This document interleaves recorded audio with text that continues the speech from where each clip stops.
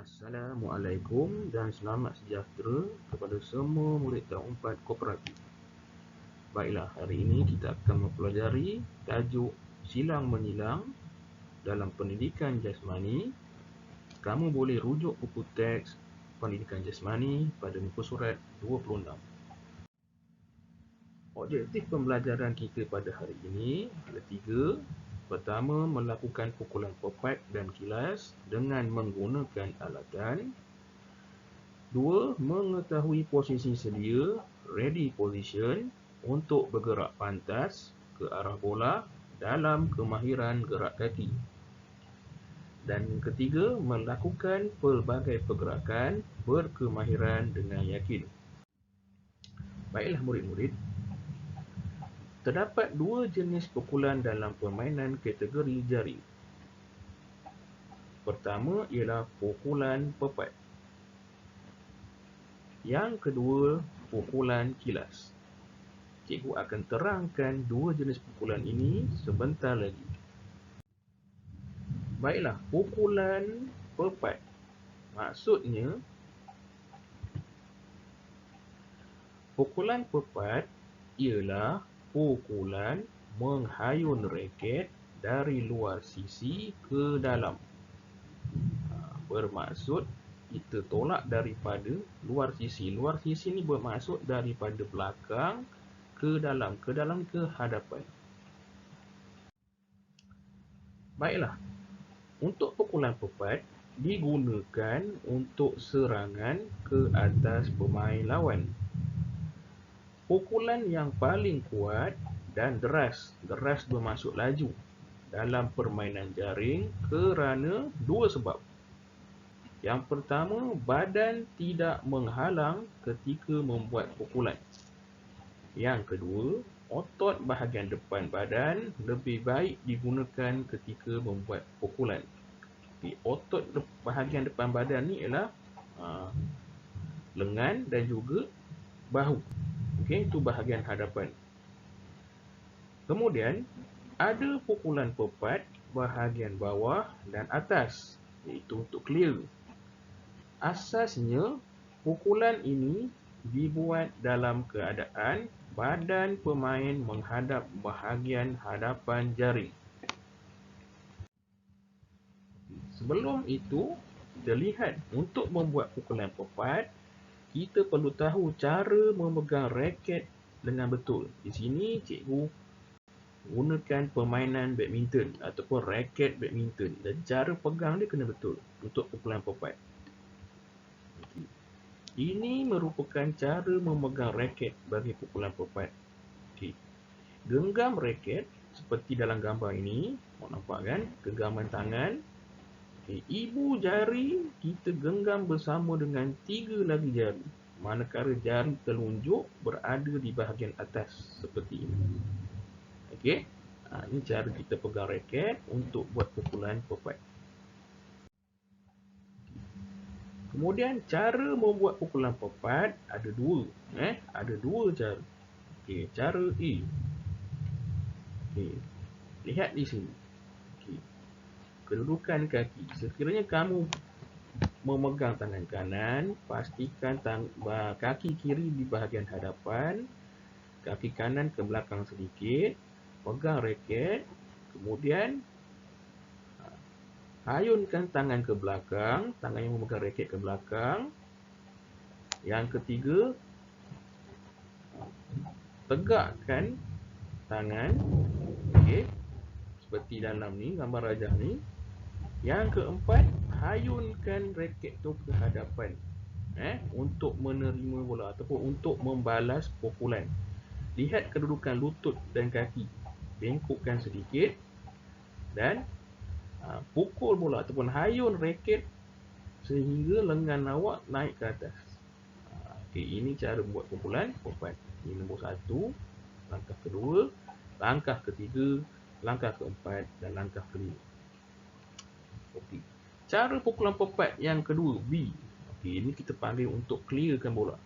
Dia bermula daripada sini. Sama juga, dalam keadaan bersedia, angkatkan tangan yang memegang raket ke atas, Kemudian tangan yang sebelah lagi, tangan kiri, angkat ke atas. Dan yang keempat, hayunkan raket untuk pukulan bola. Pastikan raket dihayun sehingga ke bahagian bawah. Ini dua cara pukulan pepad. Baiklah, kita lihat kepada pukulan kilas. Maksud pukulan kilas. Pukulan kilas ialah pukulan menghayun raket dari dalam keluar sisi. Okey, dari dalam keluar sisi. Pukulan ini digunakan untuk bertahan ketika menerima serangan pemain lawan. Kadang-kala boleh digunakan untuk mematikan bulu tangkis melalui pukulan smash kilas. Okey. Dalam pukulan kilas ni kita boleh untuk bertahan dan juga untuk membuat serangan. Pukulan kilas yang baik boleh digunakan secara agresif. Okey, bermaksud secara serangan. Pemain yang boleh menggunakannya dengan baik akan mempunyai kelebihan dalam permainan. Bermaksud kalau kita boleh menggunakan pukulan kilas dengan baik, dia boleh jadi senjata kita dalam permainan jaring. Badan dan pergerakan pemain ada dua situasi. Pertama, sisi badan. Sisi badan bahagian tepi lah. Sama ada bahagian kanan atau bahagian kiri. Menghadap jaring ketika membuat pukulan. Situasi kedua, badan pemain membelakang jaring ketika membuat pukulan. Maksudnya, awak tak nampak jaring ketika buat pukulan. Okey? Pukulan kilas juga ada cara memegang raket. Mari kita lihat. Okey, ni cara memegang raket bagi pukulan kilas. Okey, dia berbeza dengan pukulan pepad. Okey, untuk pukulan kilas, genggam raket seperti dalam gambar rajah ini, semua ibu jari di bahagian atas ataupun di permukaan rata. Okey, kalau tengok raket ni, cikgu dah sengitkan. Bermaksud ibu jari ni di bahagian rata, pastikan bahagian kepala raket ni sengit ni. Okey, maka jari lain di bahagian bawah. Okey, cara buat pukulan kilas pun sama, ada dua cara. Kita tengok yang E. Okey. Baik.